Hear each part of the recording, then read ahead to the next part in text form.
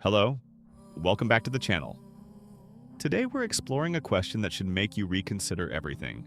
What if this moment, right now, your entire reality, is nothing more than a computer program? A sophisticated simulation running on servers somewhere beyond your comprehension? Now, before you dismiss this as science fiction, listen to this. Elon Musk, the man who builds rockets, the CEO of Tesla, one of the most intelligent minds alive, he has stated something that is both simple and terrifying. There is a 1 in billions chance that we are living in base reality, which means there is a 99.9999999% chance that we are living inside a simulation. But here's the thing, he is not alone, and he might actually be right. Today, we are exploring the evidence, the physics, and the profound implications of one of the most fascinating theories ever conceived.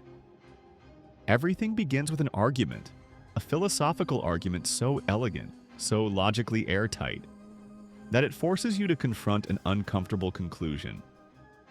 In 2003, a philosopher named Nick Bostrom published a paper. Its title was simple: Are you living in a computer simulation? In that paper, Bostrom presented what he called the simulation argument, and here's how it works. He starts with a basic observation about technology. 40 years ago, in the 1970s, the most advanced game we had was Pong, 2 rectangles and a dot. That was the pinnacle of visual computing. Now, fast forward 40 years later, to today. We have photorealistic 3D worlds, millions of people playing simultaneously, graphics so detailed, so precise, that the only reason you know it is not real is because you are holding a controller. Think about that trajectory, the exponential growth, the improvement. Bostrom asked a critical question. If this trend continues, where does it lead? The answer is inevitable. Within centuries, perhaps within decades, we will have the technology to create simulations indistinguishable from reality itself. Perfect virtual worlds, filled with conscious beings who have no idea they are not real. Now, here is where the logic becomes inescapable. If an advanced civilization could create such perfect simulations, why would they create just one? They would create many, hundreds, thousands, millions, billions, possibly an infinite number of them, running simultaneously. And if they created that many simulated realities, filled with conscious minds like ours, then statistically speaking, the vast majority of conscious beings would exist inside simulations. Not in base reality, inside simulations. Which means the odds that we, specifically, are living in the original base reality are astronomically small. Bostrom distilled this into 3 possibilities. Either advanced civilizations never survive long enough to create realistic simulations, or if they do survive, they choose not to create them for ethical or other reasons. Or we are almost certainly living inside a simulation. One of these 3 must be true, and when you examine the first 2, they seem increasingly unlikely, so by logic, we are likely in the third. We are living in a simulation. Elon Musk did not invent simulation theory, but he has become its most prominent advocate, the highest profile believer, and his reasoning is compelling. In multiple interviews, Musk has stated that he believes there is only a 1 in billions chance we are in base reality. Let that sink in. A man who builds rockets to send humans to Mars. A man who manufactures electric vehicles. A man with profound knowledge of physics and technology. This man believes we are almost certainly living in a simulation. Why? Because of the argument Bostrom outlined, but Musk has refined it, focused it, made it even more compelling. Musk points to the exponential improvement in video game graphics and computing power. He uses this as the strongest evidence for simulation theory. He cites Pong and photorealism in 49 years. The advancement is staggering. Then he asked the crucial question in a tweet. What does that trend continuing imply about our reality? The implications are unavoidable. If games can advance from Pong to photorealism in half a century, and if that progress continues exponentially, then within the next century, we could have the technology to create perfect simulations. And if we can do it, others could have done it in the past. Advanced civilizations with billions of years of technological development. Musk also makes another point. He suggests that even if technological advancement slowed by 1,000 times, even if it takes 10,000 years, that is nothing. On an evolutionary scale, we would still eventually achieve the ability to create indistinguishable simulations. And given that we are already on that trajectory, given that billions of computers and devices exist, the odds that we are in base reality become infinitesimally small. His conclusion, 1 in billions, almost certainly, we are living in a simulation. Now, here's where it gets truly unsettling. There is a phenomenon in quantum mechanics that physicists have struggled to explain for decades. It is called the observer effect, quantum observation. And it might be the smoking gun, the evidence that we are living in a simulation.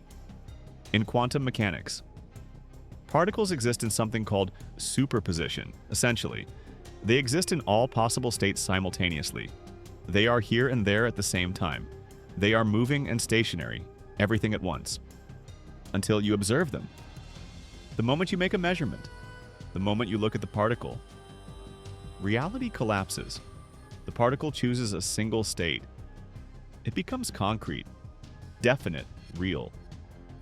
Before observation, it is probability, possibility. After observation, it is concrete reality. This is called wave function collapse, and it is fundamentally bizarre. How does observation affect reality? How can consciousness itself create physical reality? This defies conventional understanding, unless, consider this. What if the simulation does not fully render reality unless it is being observed? What if the universe only becomes real when you are looking at it? Think about how computers work. Programmers use optimization. They do not render things you cannot see. They do not calculate physics for parts of the world beyond your view. They only load what is needed. When it is needed? If reality operated on similar principles, then quantum mechanics would make perfect sense. The universe would not need to fully exist everywhere at once. It would only render what is being observed. Everything else would exist in a state of probability, in a state of data, until your consciousness looks at it, until you observe it. Then it becomes real. This might be why quantum indeterminacy exists. Not a fundamental mystery of physics, but a computational necessity, a hint. That reality operates like software, like code running in the background, optimized for efficiency. Beyond quantum mechanics, there are other anomalies, other things that do not make sense in a universe governed by physical laws alone, but make perfect sense in a simulation. People report glitches, moments where reality seems to skip, where logic breaks, where the pattern fails. There is a documented phenomenon called chronostasis. Your brain actually filters what you see. It creates an expected image of reality. Rather than showing you exactly what you perceive, your brain interpolates. It fills in gaps. It edits reality in real time. When you look at an analog clock, sometimes it appears frozen, longer than it should be. Your brain is not seeing that correctly. It is editing the information, creating a false perception.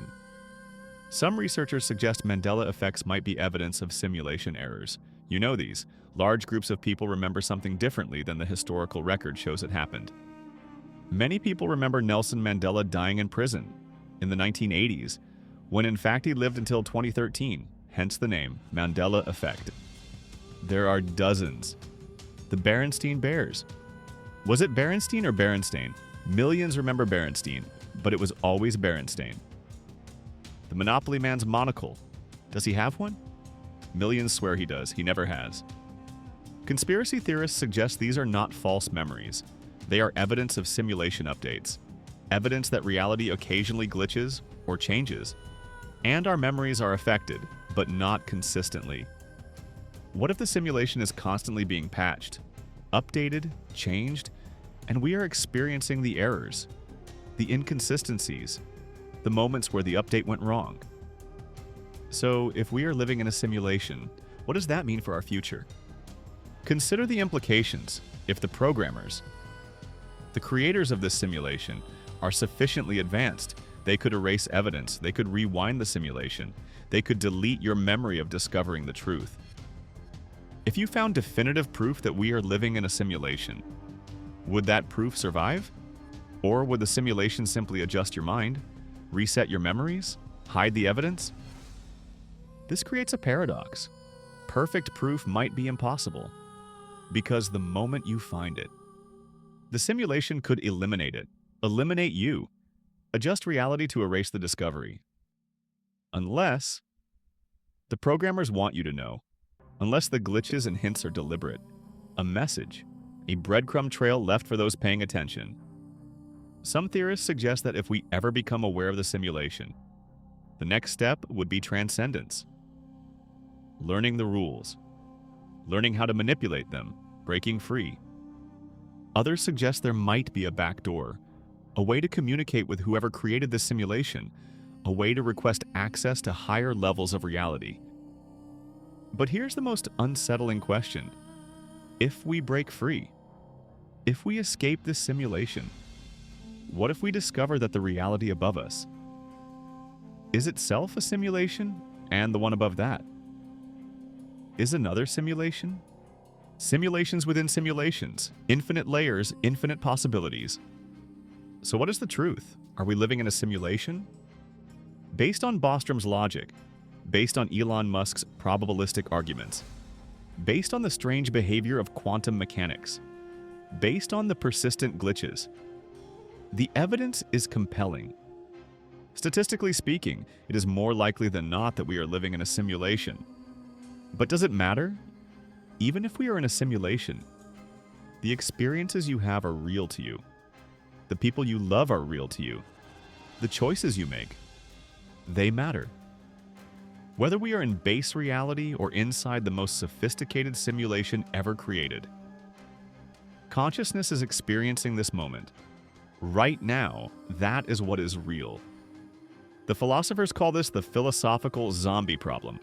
If a simulation is perfect, if it is indistinguishable from base reality, then is it not real? Does the distinction matter? If you found this exploration of simulation theory fascinating, if you are questioning the nature of reality right now, please like this video. Subscribe to the channel for more deep dives into consciousness, into mystery, into the strange nature of existence itself. Leave a comment. Tell me, do you think we are living in a simulation? What is the strongest piece of evidence you have encountered? Or have you experienced a glitch? A moment where reality seemed to skip? Thank you for watching until the end. Keep questioning, keep exploring. We will see you in the next one.